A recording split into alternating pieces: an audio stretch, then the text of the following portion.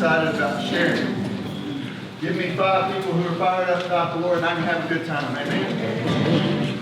So it's okay. I did a small crowd long before I've done any big ones. So thank you for being here this morning and excited about it. Today, I do want to recognize one thing. It's my anniversary. Happy anniversary, April. 17 years. And April has always had it very easy. We've done ministry of some sort all those 17 years, and she knows what that's like being a pastor's daughter. But we've both been very faithful to one another and thankful for what the Lord has done through that. He's blessed us tremendously, and you have a very blessed pastor and his wife. And so just thank you for walking through that. So excited about today. I'll be honest with you, I've had a problem because I sing these songs. I was worship leader before I was pastoring. And I led worship for a lot of years, and we sing these songs that have such powerful lyrics, like I have resurrection power living on the inside. Well, if I do, then I don't need to be hiding in my closet with the blanket over my head worried about the coronavirus, okay? If I've got resurrection power, then it means I've already died. I don't even have to worry about it. Yeah. If you guys up there near the thermostat, I see some people fanning it. Y'all can just bump it down a little bit. We're roasting up here this morning. I'm sweating and I'm little, so I know that there are some people that are sweating this morning. They're not enjoying it at all. So I've got bullets on my side like John Wayne this morning. Ready to roll. But I don't like the idea of singing songs like, I'll go anywhere, Lord, I'll go across the Lord, if I'm not really willing to do those things. If I really got resurrection power on the inside, if I really believe that He brought Lazarus out of the grave, if I really believe all those things, then what am I worried about right now? Amen. Am I worried because somebody posted on Facebook something? And I don't think you're that worried either because you're here this morning, but this message is for everyone, and it'll get recorded this morning, and it'll go out so people will be able to watch it. But you know what? There may come a day when the thing you fear the most is exactly what happens, and the doctor may return and tell you what you do not want to hear. That day will come. I know.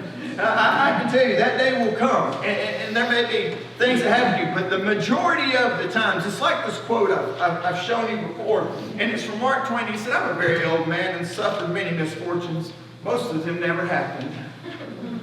I'm telling you, there's going to be a lot of people who's bought a lot of toilet paper that in a few weeks are going to be very disappointed. Maybe they don't have to buy toilet paper for quite a while, but I don't believe it's going to be to the magnitude that some have freaked out. I mean, I read last night where somebody shot somebody in a Walmart in Mobile. I don't know if it had to do with that, but heck of a timing, you know what I'm saying? It's crazy. I've seen videos of people fighting over toilet tissue. Good grief. I'll run out of socks before I run out of toilet paper, amen? It'll be okay.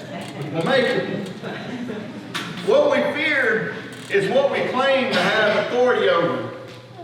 Oh, I've got authority over sickness. You say that till sickness comes. And we claim we have authority over these things, and then we just give into them. We say, oh, I don't fear death. But for many, the fear of death is not our fear. It's the fear of lack of control. The difference in major surgery and minor surgery is when it's on you, it's minor, and when it's on me, it's major. Isn't that the truth?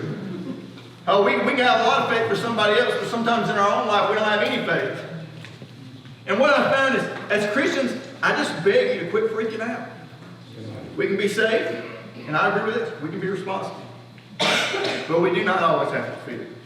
I don't think that's part of the equation. What I found is that fear paralyzes progress. That's true.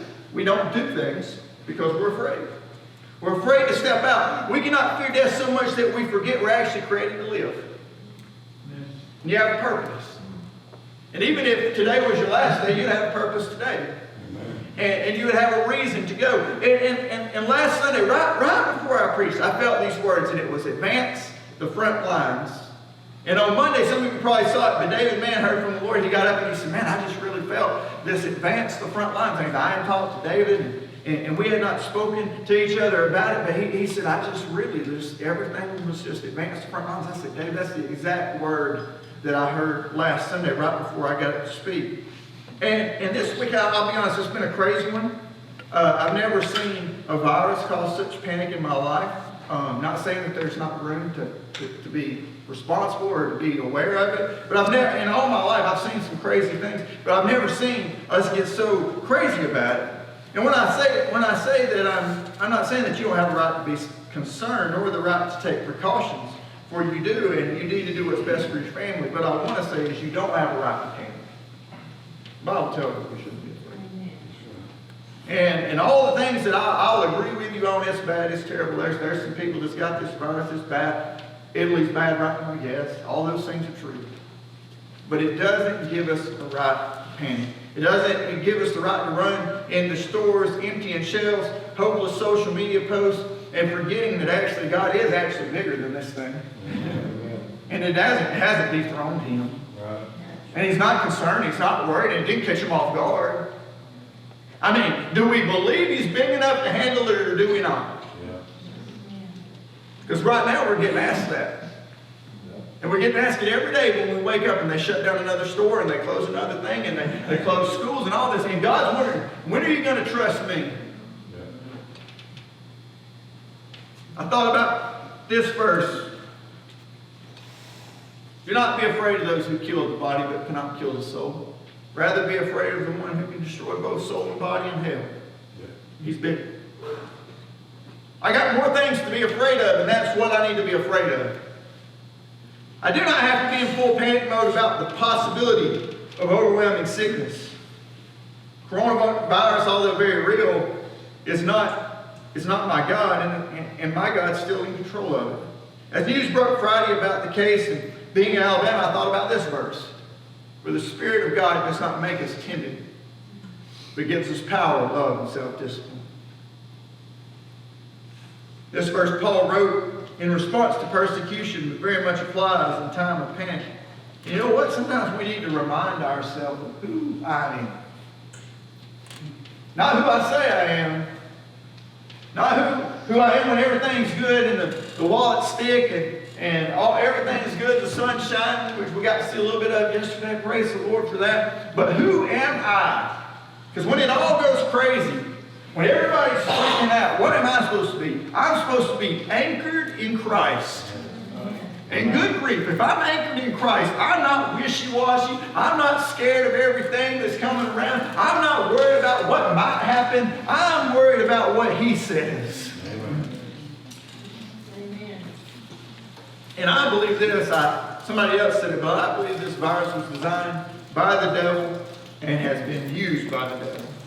I believe, although a small percentage can experience death from it, the fear of it is far worse than the actual impact of it. Corona, it's a Latin word and it means crown. It's also a feminine noun meaning crown as well in Spanish. So we've introduced this crown virus. The crown virus. The devil is trying to use the crown virus, the virus of all viruses, to tear down the world, the country, and ultimately the church. And what he's doing with it, he's bringing out the worst in people. I mean, when people are slugging each other at the supermarket, that's a problem.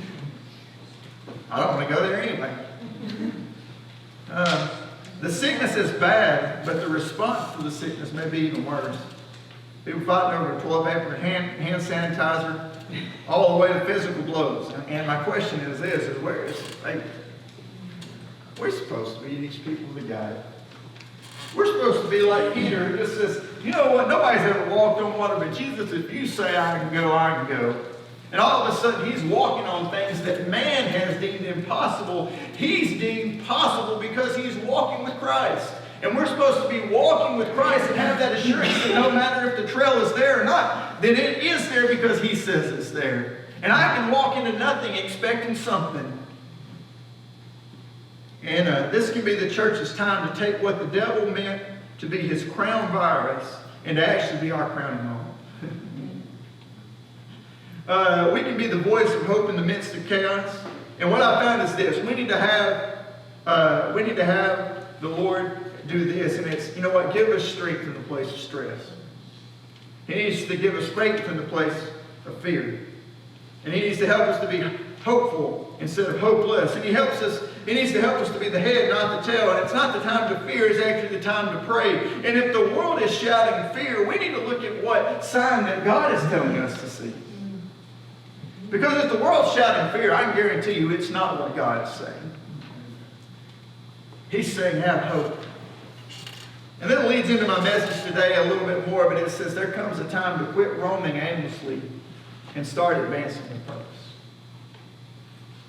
If this is it, and I don't think it is, but if it is, what are you doing with your life?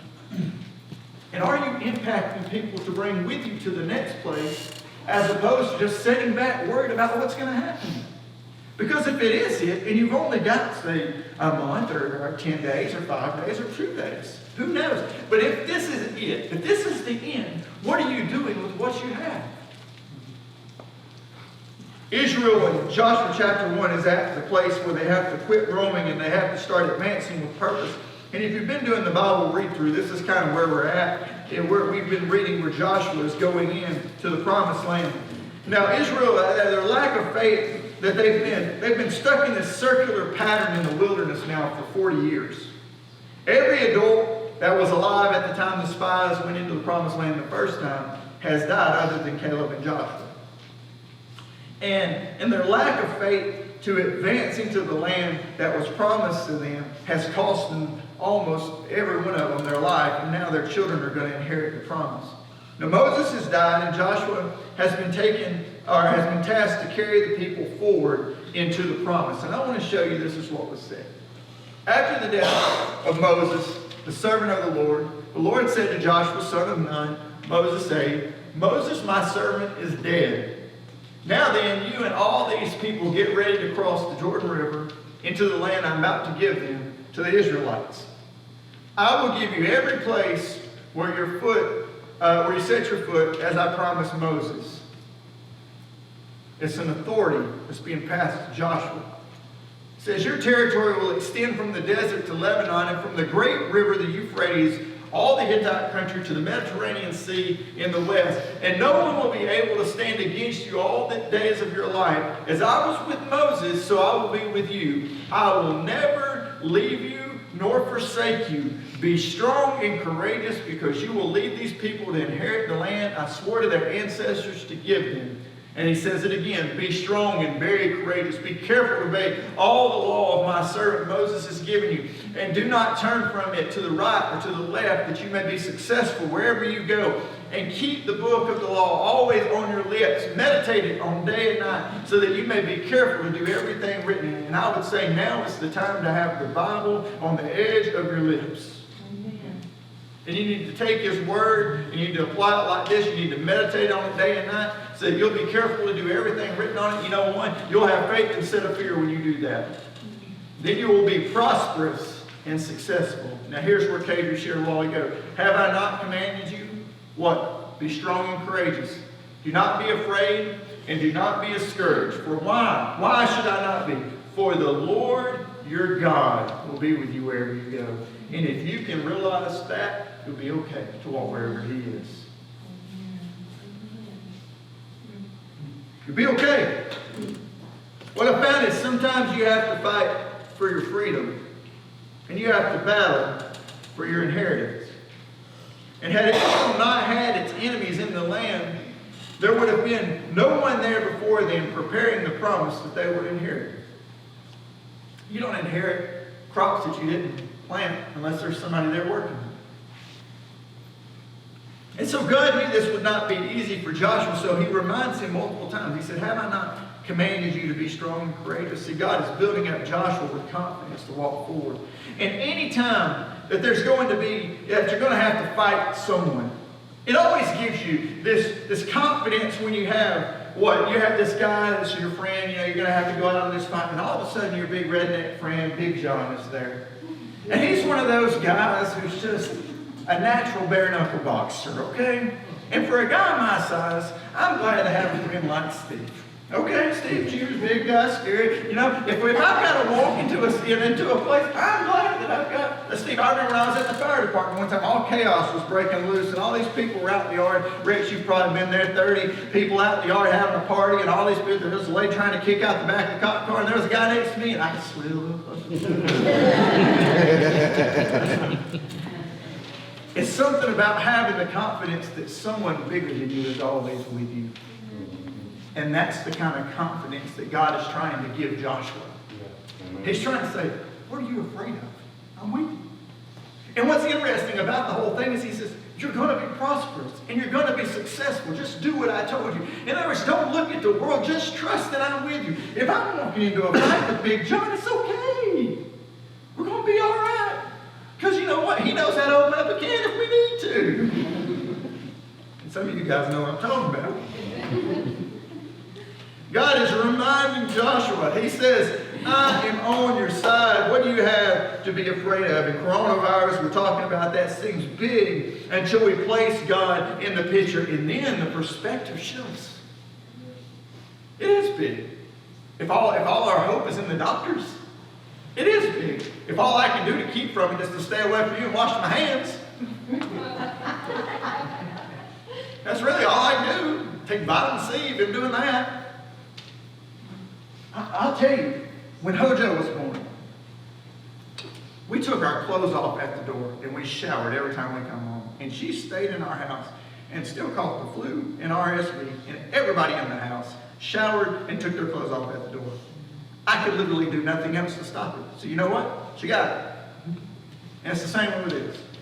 I can do everything I can do. And at the end of the day, I get it, and I get it. But you know what? I got a God that's bigger than that. And is this really, I mean, think about it. I know I've said it before, but is this really something that's caught God off guard? For Joshua, the wandering in the desert had gone on long enough. And now it was actually time for Israel to fulfill their purpose and reestablish the people. And I think that this message this morning is not just about us facing a sickness. It's about what are we going to do from here on out.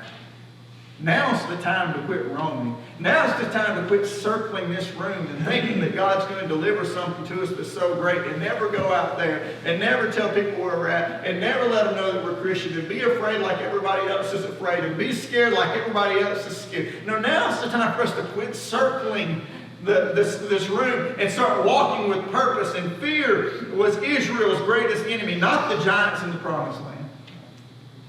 And fear will stop you. It'll freeze you.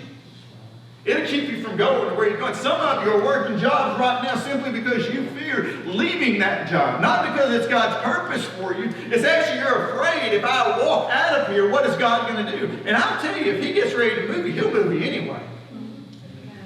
And I told him before, I said, Lord, whatever you want to do, I'll do. I didn't like the part of, hey, I'm going to lose my job in the process. But you know what? I like where he carried me to.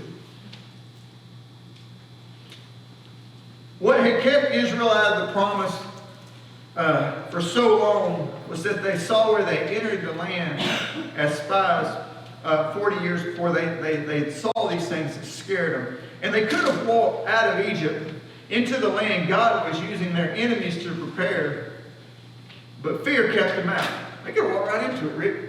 They could have just left, and they could have just walked on out of Egypt, and they could have just marched on through the Red Sea, and they could have walked right into a land that was already prepared by their enemies. And it makes me think of that verse in Psalm 23 where it says, Thou preparest a table in the presence of my enemies. God had prepared this land using their enemies, and he knew he was preparing it for them, and he was getting it ready for them, and they're just planting their crops and just thinking every day's going along just fine. But what really happened is God is using the enemies to prepare the table for Israel, and he's getting ready to do something. And they're afraid. Let me show you. Numbers 13. Now they departed and came back to Moses. This is where the spies went out. And Aaron and all the congregation of the children of Israel in the wilderness of Paran at Kadesh, they brought back word to them and to all the congregation and showed them the fruit of the land. They told him and said, We went to the land where you sent us. It truly flows with milk and honey, and this is its fruit. And they talked about let's see if they talk about it there. But they talk about the grapes being so big, the cluster of grapes, that it takes 2 men to carry the cluster of grapes back. And they said, oh, it's truly a land flowing with milk and honey. And if they would have just stopped right there, they would have been fine. Nevertheless, the people who dwell in the land are strong. The cities are fortified and very large. Moreover, we saw the descendants of Anak there, that's the giants, and the Amalekites dwell in the land of the south, and the Hittites, the Jebusites, and the Amorites dwell in the mountains, and the Canaanites dwell by the sea and along the banks of the Jordan. Then Caleb quieted the people before Moses and said, let's go up at once and take possession, for we are well able to overcome it. Amen. See, when you inject God, the impossible is possible. And Caleb saw it. But the men who had gone up with him said, we are not able to stand up against the people, for they are stronger than we. And they gave the children of Israel a bad report of the land which they had spied out, saying, the land through which we have gone as spies is the land that devours its inhabitants. And all the people whom we saw in it are men of great stature. There were giants. The descendants of Anak came from the giants, and we were like grasshoppers in our own sight. And so were we in their sight. But with God, what do you believe? Who am I? Am I what I say I am? You're going to face the giants. You're going to face the enemy. You're going to face these things. I'm not afraid of these things. I walked on in spite of them before I was born. My days were numbered. So what am I going to do with the number that I have?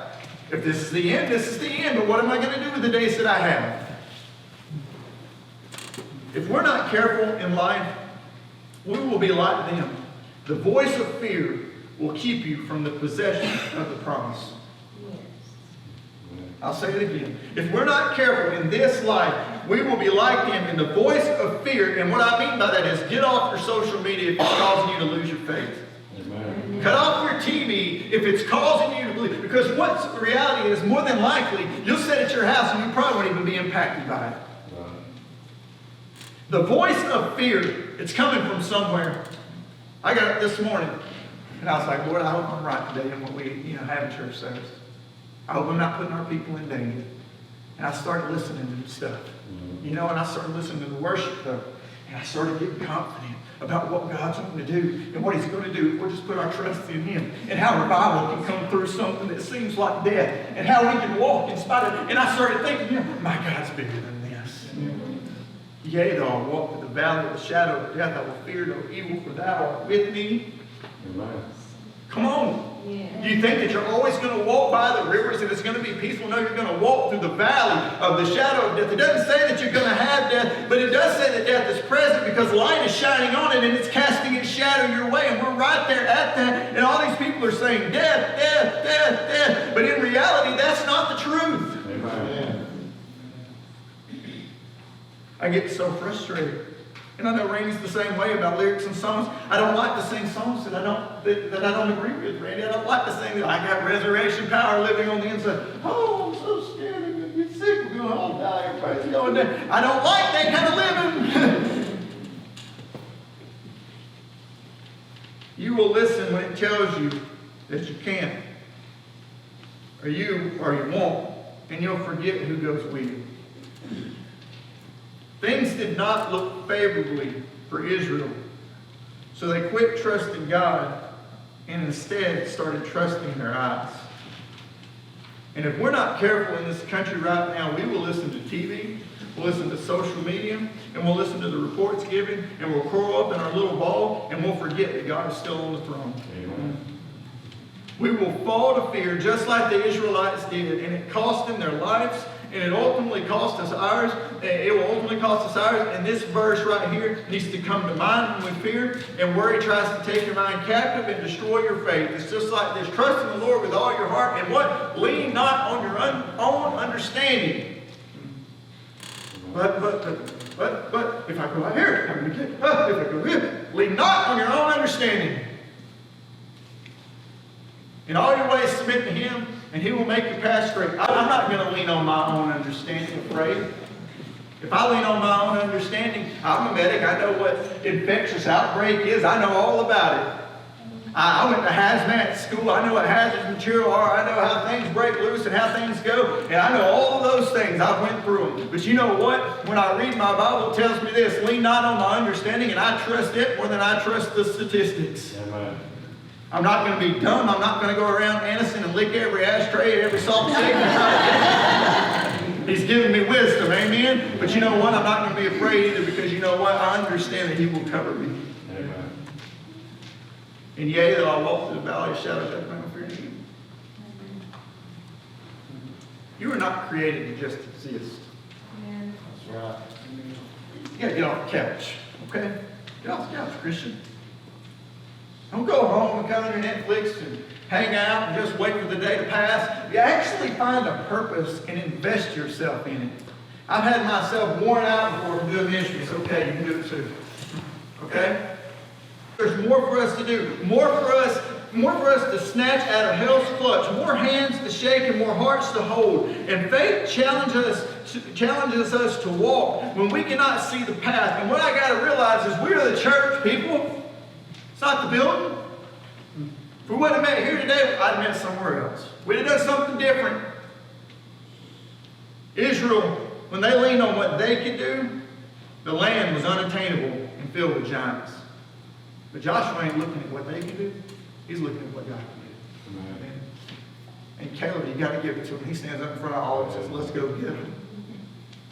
If that had been smart, they'd have just followed him. And you know what? If you read that verse, it says years later he's looking to get his inheritance. He says he's just as strong and just as ready for battle then as he was the day that they could have went in the first time. God's got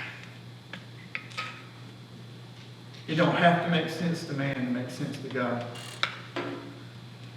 When the Israelites advanced into the promised land years later, they had such success that they struck fear into the heart of their enemies. I think about the song that we sing here that says, fear and depression, shame and confusion, you have to bow. It doesn't say that you may bow, if you want to bow, you can bow. It says you got to. And when we walk alone, we walk away from His covering. But when I walk in Him, you know what it makes me? It makes me a giant slayer, and it makes me more than a conqueror. And my Bible tells me that.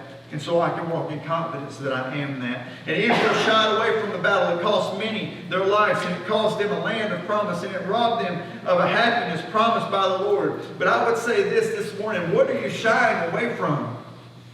What is this church? What are we shying away from? Because we understand that sometimes we'll make decisions that will rock the boat.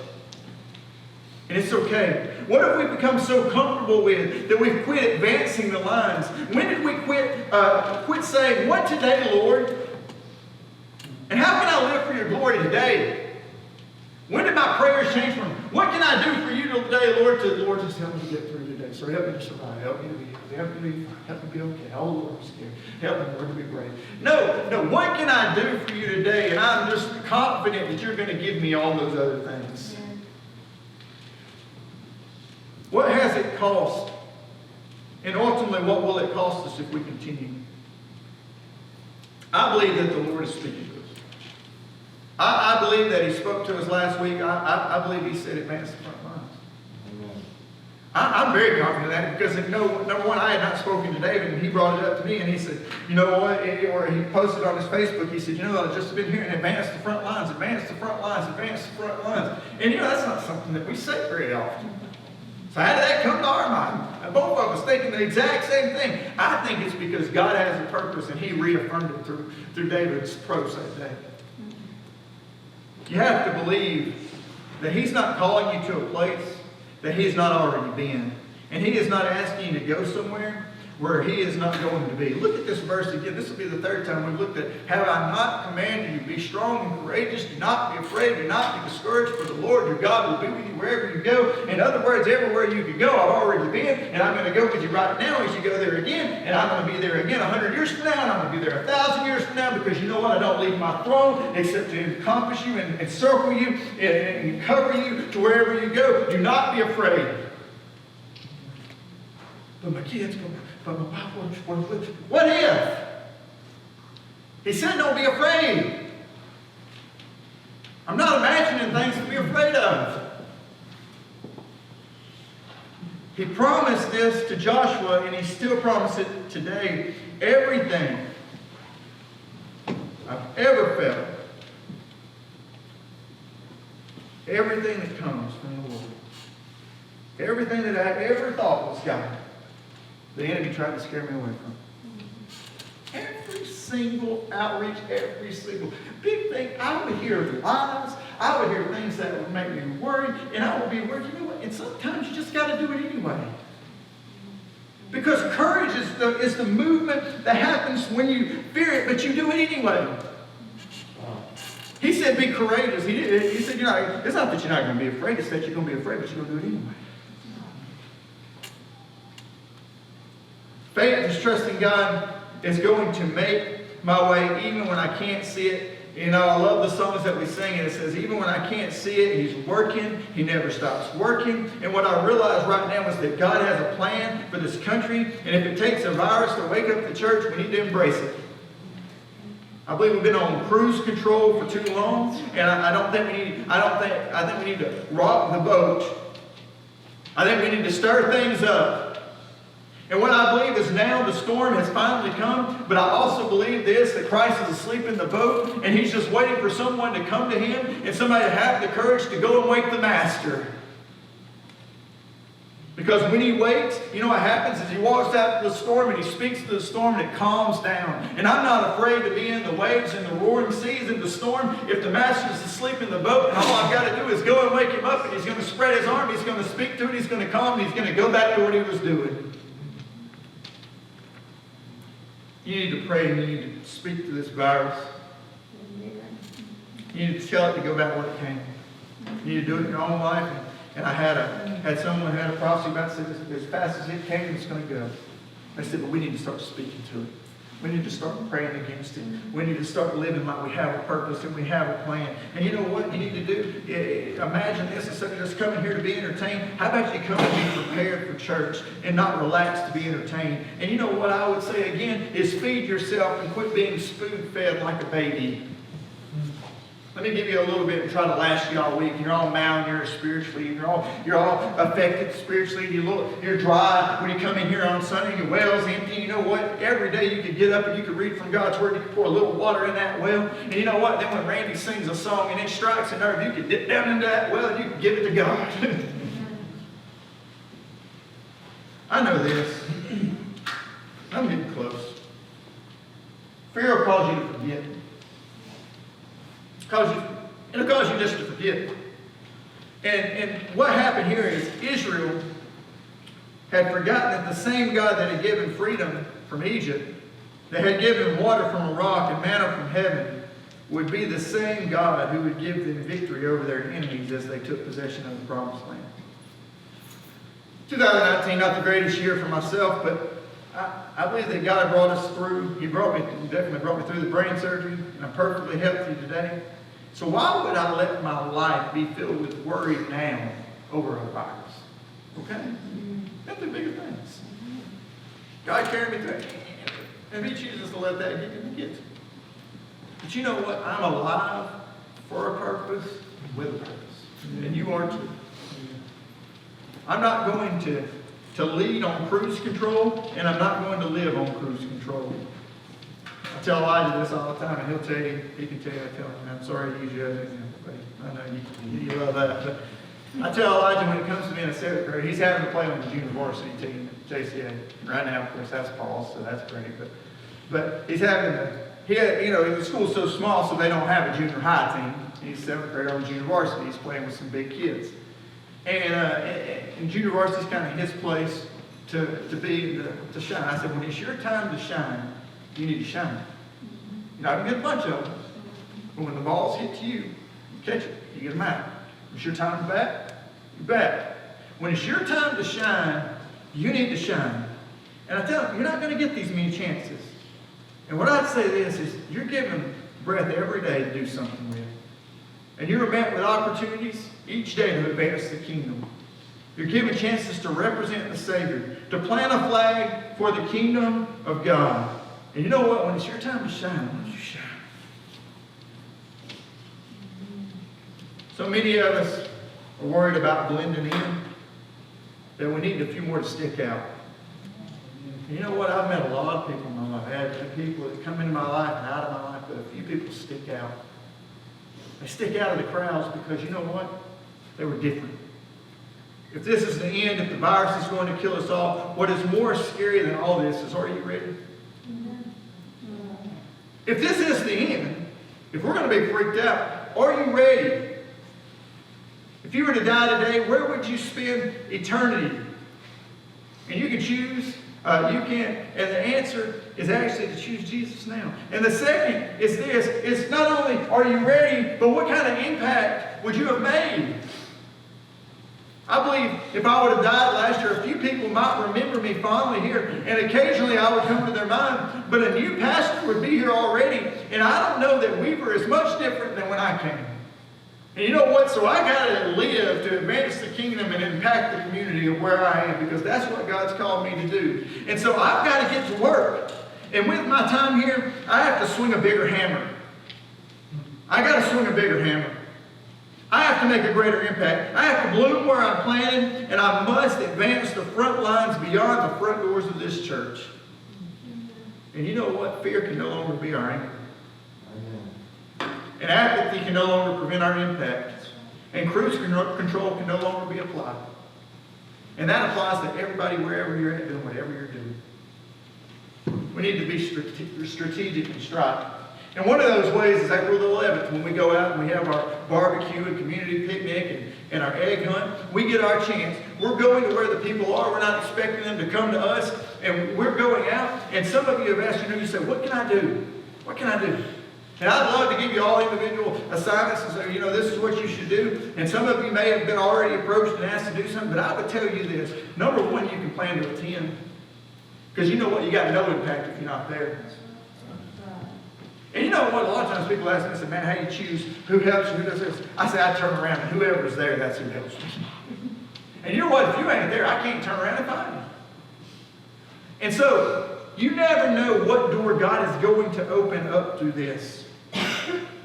You never know what kind God may do through it. He may send someone your way, and you never know what kind of impact it will have on you. And let me tell you, the devil is going to tell you all the reasons not to come. He's going to try and prevent you from being there. But you need to be there, and you need to be courageous anyway. And I'll leave you with this, and I'm done. If the coronavirus, in fact, is my end, and it does kill me, as the media would like me to believe, I know this. I would rather live between now and then fearless and die than fearful and die. Because you know what? My days were numbered before I was born. So I would say this. Why don't we advance the front lines? Why don't we get stronger? You know, the way a soldier would work out at home, they'd get ready for battle. Why don't you work at home? Why don't you open up that word? Why don't you be ready to share it? Why don't you be willing to go to the places that nobody's willing to go? Because there's been people who's faced illnesses before and they still walk through them. There's people in Wuhan, China right now that are sharing the gospel in the streets amidst tragedy, amidst all the things that are going on there. They're willing to go out there and willing to put their self on the line. Who's to say that you might have to give your life for what you believe? Are you ready to do that? I want to ask the worship team to come this morning. Since when did we think that accepting Jesus just meant that it was going to be all sunshines and rainbows? And everything was going to be given to us, and everything was going to be placed in our hands. It was all going to be good, and we were never going to experience tragedy. That's not what the Bible says. So why don't we get stronger with what we can control and start making an impact where we're at? Let's stand together this morning. The altar call is this, is advance the front lines. Let's go forward with what God wants to do. And let's reach as many people as we can. And let's pray for all the ones impacted by the disease. Yes. But let's not be afraid of it.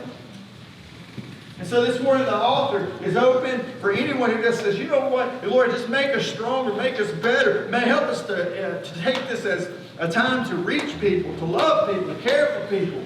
Help us to tell people about you, Jesus, and you're the way, you're the truth, you're the light. Make me ready, God. I want to advance for you.